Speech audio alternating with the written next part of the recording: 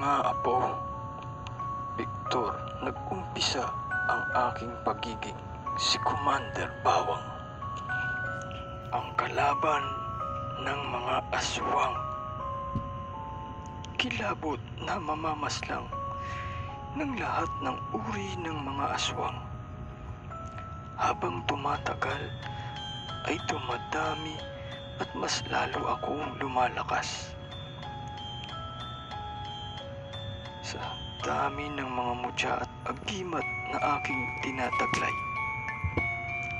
Lahat ng ito ay utang ko sa mga kaibigan kong puting engkanto, puting duwende at iba pa. Kaya Victor, bukas na bukas din, ikaw ay papalaot at sisimulan mo na ang iyong tungkulin na maging mamamaslang ng mga aswang at kilalanin bilang si Commander Bawang. Kinaumagahan nga, halos hindi pa nagpapakita ang haring araw, ay tumulak na si Victor sa kanyang gagawing tadhana,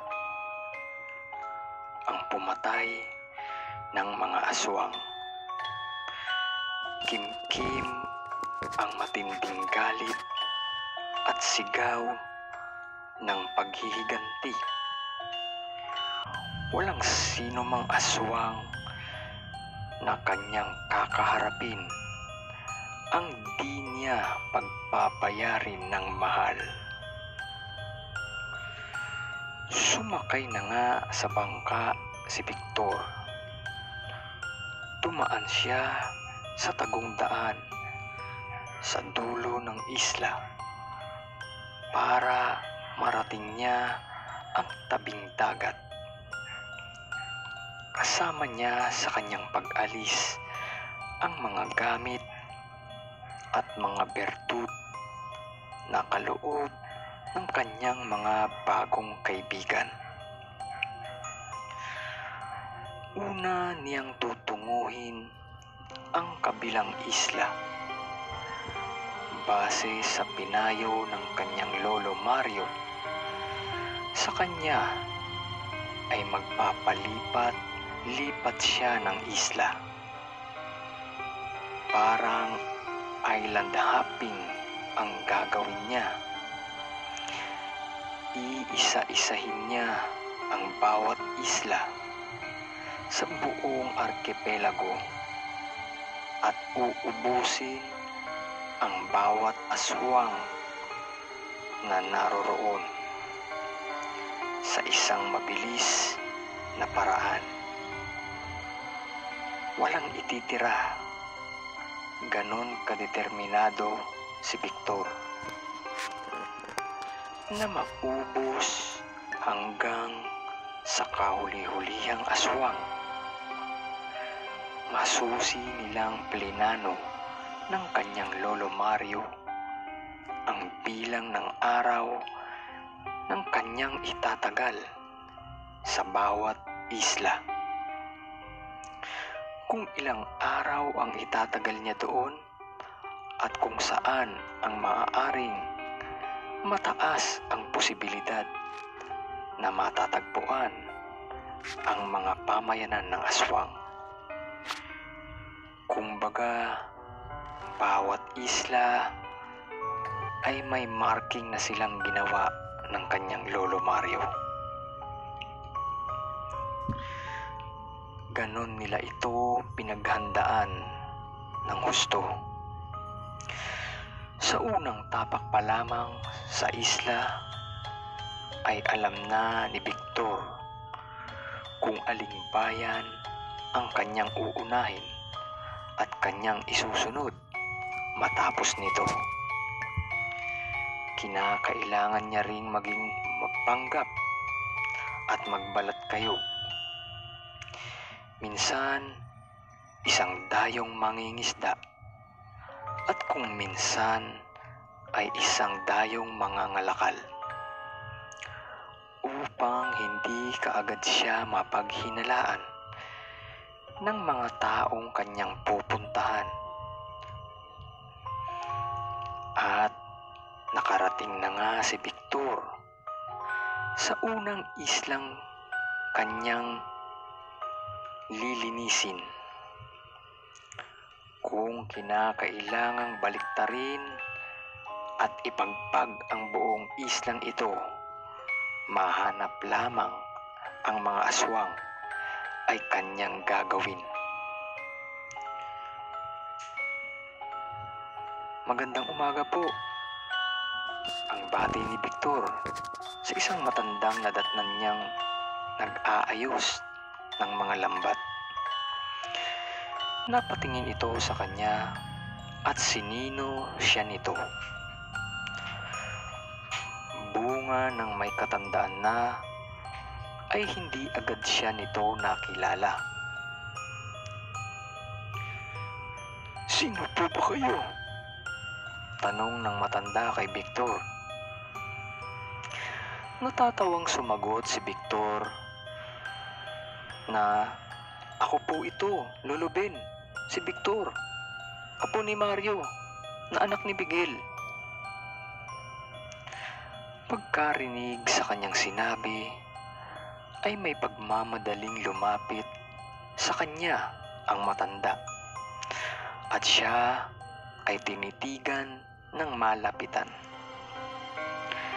Dahil nga may kalabuan na ang mata, ay kailangan talagang mag-effort ng matanda. Masilayan lang ang mukha ni Victor. Tuwang-tuwa ito nang makilala niya siya. "Diyos king bata ka, ang laki mo na. Binatang binata ka na." Si Lolo Ben ay pinsang makalawa ng kanyang Lolo Mario. Second cousin po. Agad siyang niyakap ng matanda. Wala kasi itong anak. Nagkaanak sana ito, subalit nung inaswang ang kanyang asawa, ay parehong namatay ang mga ito. "Tayo nang pumunta sa bahay nang maipaghanda kita ng makakain. Tamang-tama, may daing na pusit at tilis ako sa bahay." Sa pagkainan ay sabay na dumulog ang maglolo, habang humihigop ng mainit na kape, kasabay ng pagsubo ng sinangag na kanin at pagsawsaw sa maanghang na suka. Nagpatuloy ang kanilang balitaan. Sinabi ni Victor ang mga nangyari sa kanyang ama at ina, at tanging si Lolo Mario na lamang ang naiwan sa bahay nila. May usapan sila ng kanyang Lolo Mario na bago matapos ang taon ay dapat makauwi siya sa kanilang isla. Bago pa lamang nag-uumpisa ang taon, kaya marami pang araw ang itatagal niya sa bawat isla. Sinabi ni Victor sa kanyang Lolo Ben kung ano ang kanyang pagkilos na gagawin sa bawat araw na itatagal niya sa buong isla. Kinumpirman niya din kay Lolo Ben kung saan ang eksaktong lugar kung saan namumugad ang mga aswang sa islang iyon. At tama nga sa mga sinabi ng kanyang Lolo Mario at ng mga kaibigan niyang engkanto, na kumpirmado doon na mamalagi ang grupo ng mga aswang. Nagtayo na nga ang mga ito ng isang pamayanan ng mga aswang. Kaya kung dayo ka lamang sa lugar na iyon at minalas kang mapadpad o maligaw sa nayon na iyon, ng mga aswang ay siguradong kamatayan ang iyong sasapitin. Napakarami ng mga dayong mangingisda ang naparoon, subalit hindi na mga nagsipagbalik. Duda nila ay kinatay na ito ng mga aswang sa bayan na yon. Kaya may nabuong plano si Victor. Hihiramin niya ang kabayo ng kanyang lolo Ben at magtutungo siya ng palihim sa lugar na iyon. Walang sinayang na oras si Victor. Bago pa siya abutin ng pananghalian, ay agad na siyang lumakad sakay ng hiniram na kabayo sa kanyang lolo Ben. Kasama ang ilang instruction at mga palatandaang lugar na dapat niyang matandaan, ay tumungo na siya sa nabanggit na bayan. Bago magdilim, ay narating na niya ang kambal na puno ng balete. Ito ang ibinigay na palatandaan ni Lolo Ben sa kanya na siya ay nasa bukana na ng papasok sa nasabing bayan. Hindi na nagsindi ng siga o apoy si Victor.